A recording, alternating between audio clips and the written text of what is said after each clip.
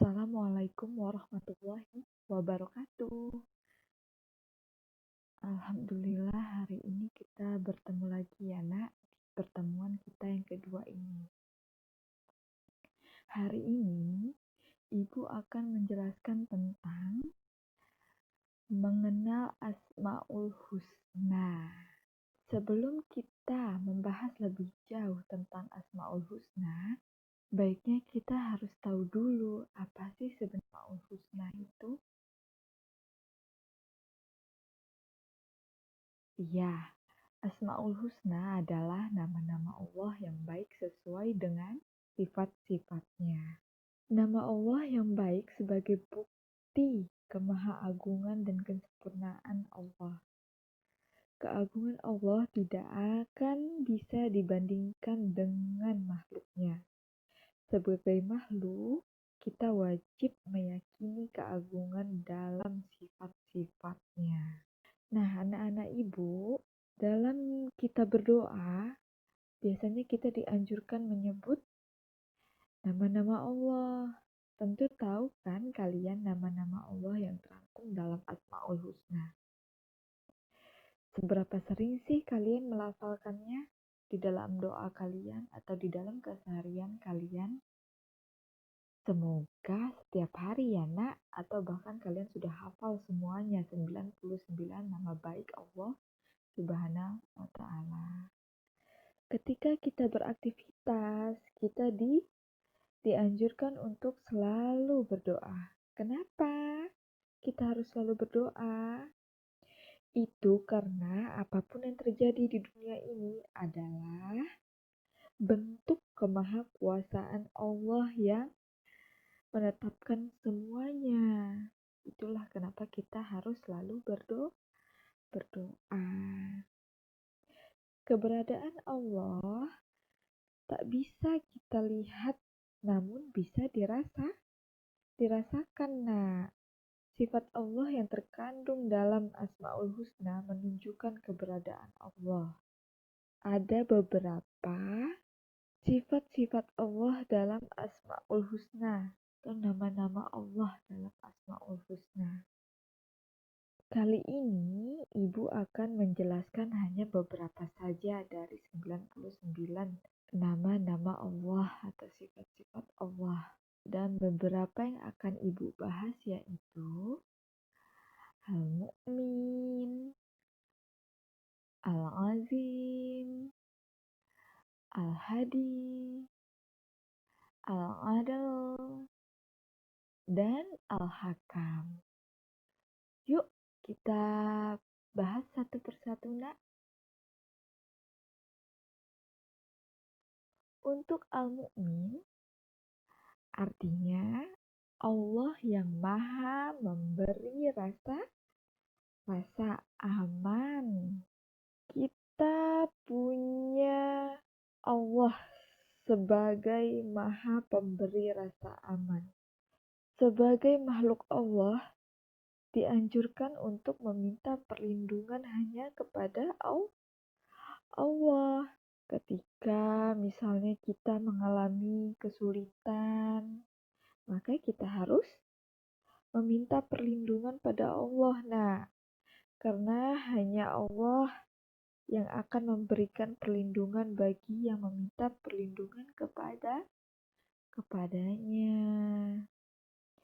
Orang yang meminta perlindungan kepada Allah, maka mereka akan selalu merasa tenang karena yakin bahwa dirinya selalu dilindungi oleh Allah Subhanahu wa ta'ala.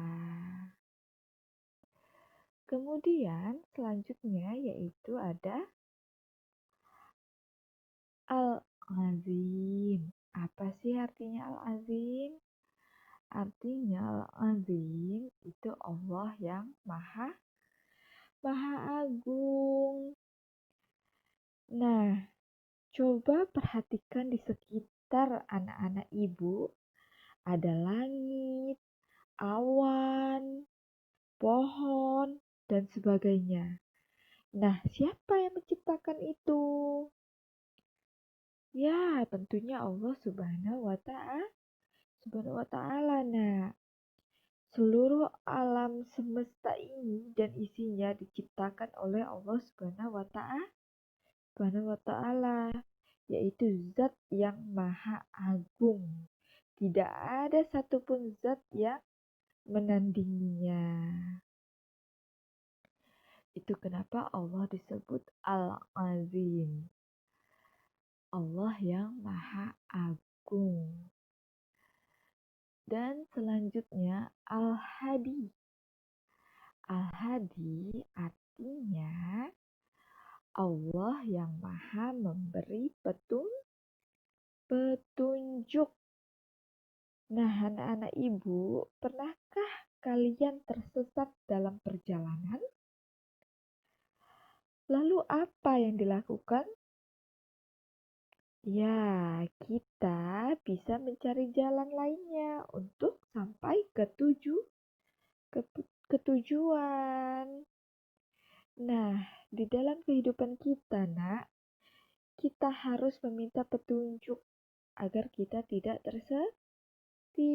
tersesat. Kepada siapa kita meminta petunjuk? Kepada Allah yang memiliki sifat Al-Hadi. Al-Hadi berarti Allah yang maha memberi petunjuk. Nah, sebagai muslim dan muslimah, sudah sepantasnya kita meminta petunjuk pada Allah Subhanahu wa Ta'ala agar tidak tersesat. Petunjuk Allah disebut juga dengan hidayah. Selanjutnya yaitu Al-Adl, yang artinya Allah yang maha adil. Nah, apa sih bentuk keadilan dari Allah Subhanahu wa Ta'ala? Kita bisa lihat di dalam keseharian kita, Nak. Allah memberikan kita rezeki kepada kita dengan adil dan seimbang. Lalu Allah juga menciptakan manusia dalam bentuk yang sempurna. Kemudian Allah juga tidak akan pernah menzalimi makhluknya. Nah, Allah Subhanahu wa Ta'ala akan membalas semua amal perbuatan manusia yang dilakukan selama hidup di dunia. Allah Subhanahu wa Ta'ala senantiasa mencurahkan kasih sayangnya kepada semua makhluknya tanpa terkecuali. Perbuatan baik akan dibalas dengan pahala yang setimpal, bahkan lebih baik dari apa yang dilakukan oleh manusia. Begitu juga sebaliknya, Nak. Perbuatan buruk yang dilakukan oleh manusia selama hidup di dunia akan mendapat siksaan yang setimpal pula. Itu kenapa Allah juga disebut Al-Adl, Allah yang maha adil. Kemudian selanjutnya yaitu Al-Hakam, yang artinya Allah yang maha memutuskan hukum. Nah, tentunya dalam menciptakan sesuatu, Allah mengaturnya dengan teliti dan rapi, Nak, beserta dengan aturan yang telah ditetapkannya.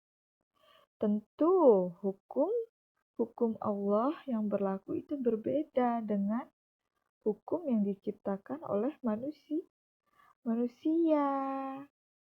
Allah Subhanahu wa Ta'ala memutuskan hukum yang disebut dengan hukum syar'i, yang menetapkan hak dan batil, menetapkan perkara yang wajib dilakukan oleh manusia dan perkara yang harus ditinggalkan oleh manusia. Maka itu kita harus patuh terhadap hukum Allah. Itulah kenapa Allah juga disebut Al-Hakam.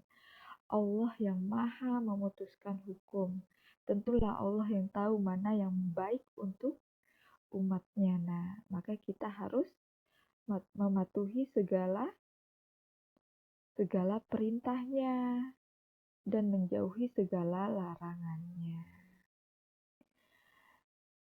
Nah, selanjutnya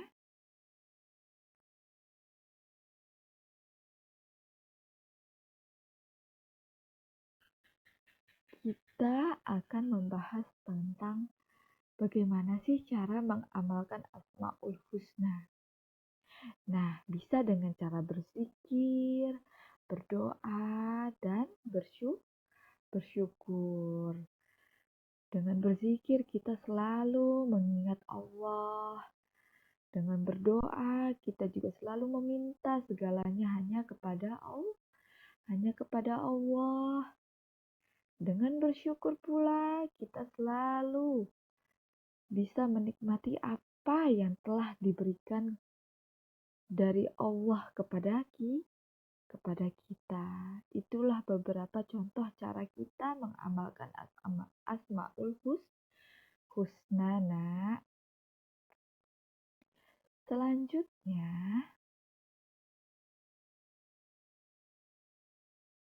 nah, inilah sikap dan perilaku cara mengimani Asmaul Husna. Yaitu yang pertama mengimani Allah Al-Mu'min. Berarti kita harus meniru sifat Allah Al-Mu'min yang maha memberi rasa aman. Contohnya, jika kita menjadi petugas Siskamling, maka rasa aman kepada lingkungan harus kita wujudkan. Nah, maka kita dapat menciptakan rasa aman baik di rumah maupun di lingkungan masyarakat. Selanjutnya yaitu mengimani Allah Al-Azim, yang berarti kita harus mengagungkan Allah. Allah selalu kita agungkan. Tidak ada yang punya jabatan penting selain Allah. Allah lah yang maha agung. Dengan cara kita tidak melecehkan teman jika mempunyai keunggulan. Zat yang berhak sombong hanyalah Allah. Manusia hanyalah bagian dari keagungan Allah Al-Azim. Selanjutnya, mengimani Allah Al-Hadi, yang berarti kita harus rajin belajar di sekolah, di rumah, dan di lingkungan masyarakat. Terutama kita harus rajin belajar dan membaca Al-Quran, karena Al-Quran adalah sumber petunjuk dari Allah Al-Hadi. Nah, selanjutnya, nak, mengimani Allah Al-Adl, yang berarti kita harus selalu menegakkan keadilan untuk diri sendiri, keluarga, ataupun orang lain. Contohnya, jika kita menjadi kakak, maka berlaku adillah terhadap adik kita. Jika kita menjadi ketua kelas, maka berlaku adillah terhadap teman-teman di kelas. Kemudian, mengimani Allah Al-Hakam, yang berarti kita harus meyakini bahwa hukum yang pantas dan layak untuk manusia adalah hukum Allah. Tidak ada hukum yang patut ditaati selain hukumnya, nak. Kita harus taat dan melaksanakan aturan-aturan Allah, seperti sholat, puasa, zakat, sedekah, dan sebagainya. Dan tentunya kita harus menjauhi segala larangannya.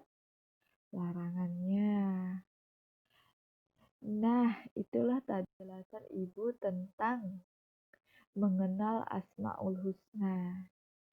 Semoga kita semua mendapatkan banyak kebaikan dari mempelajari Asmaul Husna ini ya nak. Semoga bermanfaat. Dan cukup sekian dulu penjelasan dari Ibu. Ibu akhiri. Assalamualaikum warahmatullahi wabarakatuh.